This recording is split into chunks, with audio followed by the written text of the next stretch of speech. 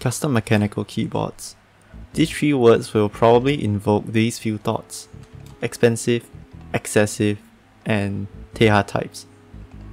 Customs are always known to be very expensive, even at the $300 range, such as the Frog TKL, which is considered a budget board when compared to other enthusiast grade offerings of the same caliber.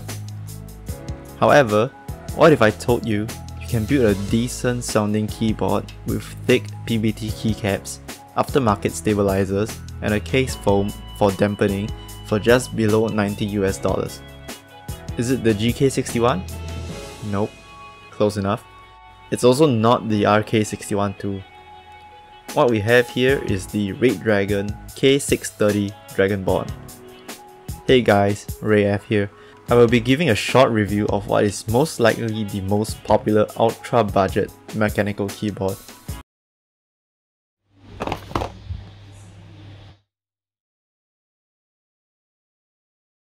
That's a mouthful. That is technically hot swappable, and I'll mod the chassis to improve the sound and give a verdict on the keyboard overall and how it stacks up to the GK61X. Let's get started, shall we? The K630 comes in a neat looking box with its aggressive red accents to appeal to the gamer crowd. The front of the box shows the name of this keyboard. Opening up the box is the dreaded plastic keycap puller, a switch puller, a Redragon sticker, a 90-degree angled USB-C cable, and some paperwork, which has details of all the function layers, so don't throw that away. Lastly, obviously, it's the keyboard itself. The board itself is protected by a PE foam pouch, which will be useful for the modding part of the video later. Design-wise, the keyboard itself is minimalistic and I would say sleek but generic. All four sides are straight, angular shapes with no flares, curves or lines interrupting the shape at all. It can be boring to some, but as someone who likes minimalistic design over complex shape, this is a plus point for me. The base comes with two flip-up feet. This design is actually clever because the flip-up feet's rubber is protruding outwards, so it doubles as the rubber feet when the flipped-up feet is not activated. Probably a cost-cutting measure, but still, it's neat. The caps lock indicator is a bright red LED that is located on the left side of the keyboard, along with the USB-C port. Just take note that while this means that the pre-included cable or stock Keychron K series cables can fit well with this thanks to its 90-degree bend, it might affect the use of third-party cables. The whole keyboard feels sturdy overall and is actually not as hollow feeling as I anticipated. There is no creaking in the case when pressed on as well, which contributes to the sturdy feel. My K630 comes with Redragon red switches, which are most likely rebranded Outemu red switches. They feel alright, but it has a weird mushy feeling when bottoming out. The sound of the upstroke is quite high pitched. As expected, it is quite scratchy, but I would say it's bearable for the price. But if you decide to swap them out for others, there is a catch. It uses Outemu Hotswap sockets, so your choices are probably limited to Outemu switches or Echo CS switches. This is due to the circular, smaller shape in the sockets compared to the usual Kill Gatoron sockets, which are like slits that are compatible with most, if not all, MX style switches out there. Having Outemu sockets might be a deal breaker for you if you're looking into using other switches besides Outemu's or Echo CS switches, which I think is easily the biggest limiting factor of this board. The keycaps themselves are thin double shot ABS, so they will last a long time, but the texture feels grainy and almost like PBT in fact. It does not feel smooth like the typical ABS keycap, so that's a plus point for me, since it means that it's going to feel less greasy after long typing or gaming sessions. The stock stabilizers feel very mushy due to the unclipped stabilizers.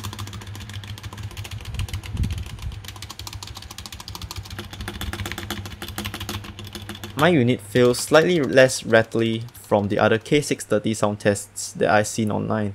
I'm not sure about earlier batches of this keyboard, but my K630 has light amount of thin lube applied to the stabilizers stem and housing. For this price point, I really would expect bone dry stabilizers, so definitely happy that they even made the effort to apply a drop of lube here. The keyboard supports RGB backlighting for all keys, so for all the gamers out there, rejoice! It has quite a lot of RGB modes with 5 brightness levels to keep you entertained, and you can choose your own single color backlighting by holding function and space, and then pressing any key on your keyboard. Each key represents a color and saturation. I am not really a fan of RGB as they might be distracting, but hey, at least it's there. Coming from a keyboard that has dedicated arrow keys, familiarizing the function layers will take some time. The arrow keys are mapped to the function plus WASD keys, which might not be the best form of implementing this since it requires 2 hands just to use them.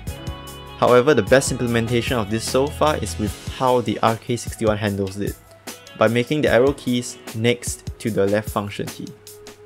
However, the K630 allows you to press useful keys such as delete, page up and page down with one hand, which is useful if you are doing work or completing your assignment.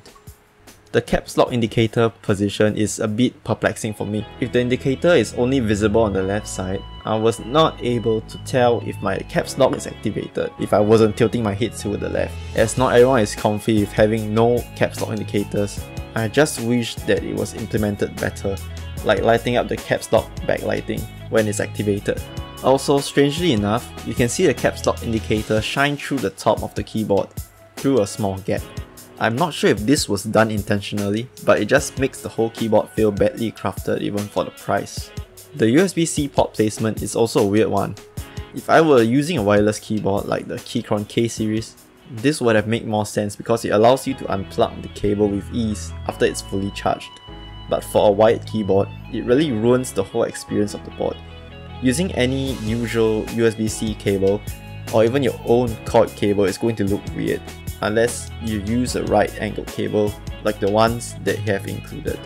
The keyboard overall feels and sounds just like how I expected a keyboard of this price point to be.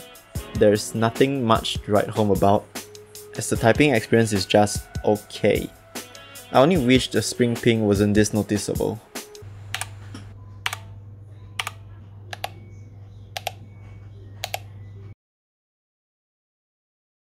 I noticed a lot of upgrade videos out there left out the cost of the loops, so for this part I will be including the cost of the loops to make this more fair so you can roughly gauge how expensive this keyboard will be. We'll start taking it apart by removing the keycaps and the switches. Then we'll remove the screws mounting the plate and the PCB to the case. The case has a lot of empty spaces that are more than enough for one layer of foam. I cut out the pieces of foam to fit each individual spaces, so the keyboard won't have a problem closing without risking stripping the screw holes. Once that is done, it's time to insert the PE foam into the plate and PCB. To do so, the 4 standoffs holding the plate and the PCB together needs to be removed. This can be done by using a pair of tweezers to push in the clip so that the standoffs can be popped right off. Once everything is aligned properly, you can assemble the plate together back to the PCB by inserting the standoffs. Now to the switches. I wanted to open them out and back loop the springs to remove the very noticeable spring ping, but the Outemu housings were super tight and fragile, and that damaged my switch opener actually. So afterwards I got a metal switch opener and it did the job. These Outemu rids will be lubed with Krytox 205 grade 0. Lastly, the stabilizers are lubed with Krytox 205 grade 0 and permatex 22058 for the wires. Once everything is assembled, it is time for the keycaps. I have chosen the XDA profile matcha keycaps that are die sub PBTs. The legends are clean enough and clear enough for $20 US, and the thickness is around 1.4 to 1.5 millimeters, so that is decent enough. Assembling all together and we have a cheap keyboard that looks fairly premium for what it really is. I have chosen to use the double shot shine through 1.5mm PBT keycaps that I had laying around. It was roughly $50 US, but you can also opt for a cheaper keycap if you desire. Here's how they sound compared to its stock form.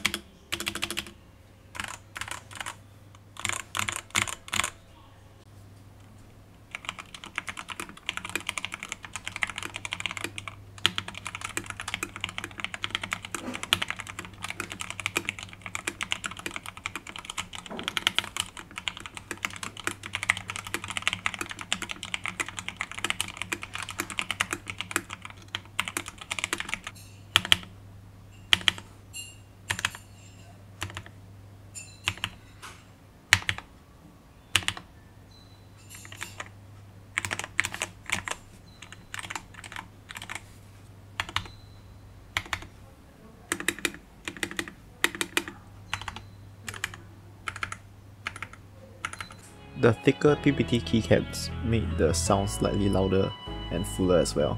The P foam and EVA case foam definitely improved the acoustics of the case by lowering the pitches of the switches and minimizing echo and the hollow feeling of the keyboard. What is really left to be desired is the switches, but this can be changed based on your preference, although it's quite limited.